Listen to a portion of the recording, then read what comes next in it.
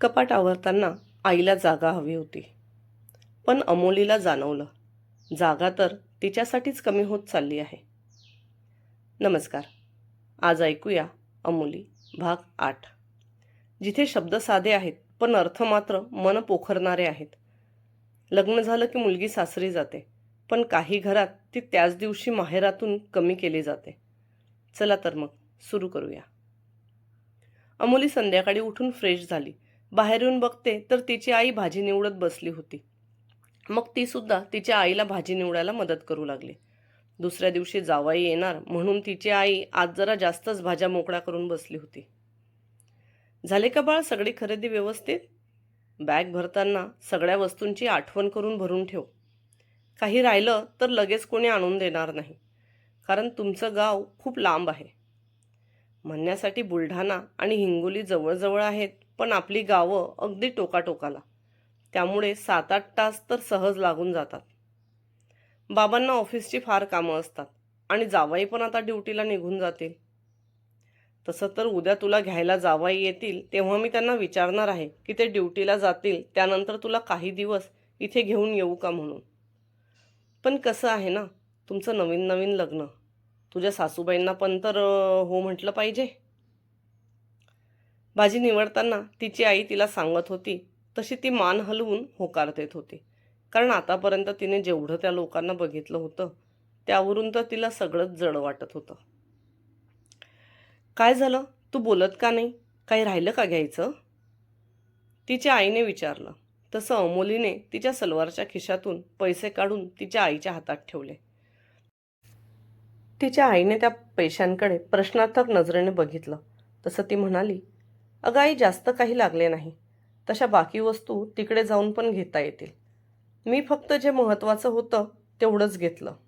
मग तिच्या आईने तिला त्याबद्दल जास्त काही न विचारता ते पैसे भाजी निवडून ठेवायच्या टोपलीत एका बाजूला ठेवून घेतले आणि पुन्हा गप्पा मारत भाजी निवडू लागली.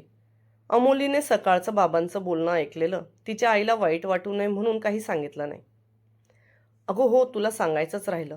दुपारी तुम्ही गावात गेल्या होत्या तेव्हा तुझ्या सासूबाईंचा फोन आला होता.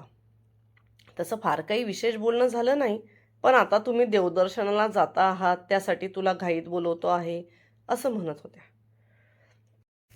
तसं तर तुझं मूळ आपण लग्नातच लावलं आहे, पण मूळ परतवण्याची सुद्धा एक साडी तुझ्या सासूबाईंना पाठवावी लागेल.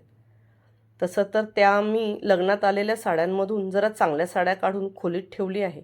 एक वेळ बघून घेशील का? त्यातून एक साडी तुझ्यासाठी पण घेऊन टाक. पण नाही, आता परत साडी कशाला? मला तर त्या लग्नातल्या आहेत त्याच अजून व्यवस्थित घातल्या गेल्या नाही. आणि तुला खरं सांगू का, मला ना साडीत थोडं जमत पण नाही, म्हणून यावेळेस जाताना मी माझे 2 ड्रेस सोबत घेऊन जाईल, ती म्हणाली. तशी तिची आई तिच्याकडे बघत म्हणाली, अगं पद्धत असते ती मूळ परतावणीला साडी घेण्याची, आणि आलेल्या साड्या पण चांगल्याच आहेत. त्यातून मी तुझ्या मामा मावशीने घेतलेल्या साड्या बाजूला करून ठेवल्या आहेत. आता अचानक लग्नाचा एवढा खर्च उभा राहिल्यावर लगेच परत पैशाचं जमत नाही ना, म्हणून. आणि हो, एक साडी उद्या जो भात बांधू त्यावर पण ठेवावी लागेल, पण ती साडी साधी ठेवली तरी चालते. तुझ्या सासूबाईंना ब्लाऊज पीसचं पण विचारून घेतलं आहे मी, तर त्या म्हणाल्या 11 ब्लाऊज पीस ठेवा. खरं सांगायचं तर एवढे ब्लाऊज पीस त्या कोणाला देणार आहेत? तुमची भाऊबंदकी पण पाहिली तर विरळच. पण आता काय, त्या म्हणाल्या मग मला द्यावेच लागतील. आणि ड्रेसचं काय आहे, आजकाल तर सगळ्याच घालतात. फक्त एक शब्द विचारून घे, नंतर म्हणायला नको की नवीन आली आणि तिच्या तिच्या मनाचं करायला लागली. भाजी निवडून झाली तसं त्या दोघीही साड्या बघायला तिच्या आईच्या खोलीत गेल्या. ही बघ, या साडीचा कापड खूप नरम आहे. तुला तर माहीत आहे मला नरम साड्या फार आवडतात, म्हणून ही तुझ्या लहान मामाने स्पेशल मुंबईवरून आणली होती. माझा विचार होता ही साडी तुझ्या सासूबाईंना फार छान दिसेल. तसंही तुझ्या सासूला काय माहिती कितीही चांगलं दिलं तरी आवडतं की नाही आवडतं. नवीन लोक आहेत तर त्यांचा स्वभाव कळायला थोडा वेळ लागेल, तिची आई नाक मुरडत म्हणाली. कारण नाही म्हटलं तरी भावाच्या घरची साडी द्यावी लागत होती. त्यावर अमोलीला सुद्धा तिच्या सासूबद्दल जास्त काही माहीत नसल्याने तिने तिच्या आईला होकार दिला. का गं, तुम्हाला तिथे सोडून आत्या म्हणे लगेच निघून गेल्या? तिच्या आईने तिला विचारल्यावर तिने जास्त काही न बोलता फक्त होकारात मान हलवली. त्यानंतर अमोलीने स्वतःसाठी सुद्धा एक नरम कापडातली साडी निवडली, जेणेकरून कधी घालावी लागली तर पटकन घालता तरी येईल. अमू, मी काय म्हणते, आता रात्री तसंही काही काम नाही, तर तुझी बॅग भरून झाल्यावर ते तुझं कपाट आहे ना, ते जरा आवरून देशील का मला? आई कपाट का खाली करून मागते आहे, ते तिला न कळल्याने तिने तिच्या आईकडे बघितलं. अगं तसं पण आता ते तुला थोडीच लागणार आहे. मग जे देण्याघेण्याचे कपडे आहेत ते त्या कपाटात एका ठिकाणी जमा करून ठेवता येतील. तेवढंच माझं आणि तुझ्या बाबांचं कपाट रिकामं होईल. आणि माझं सामान? तुझं सामान?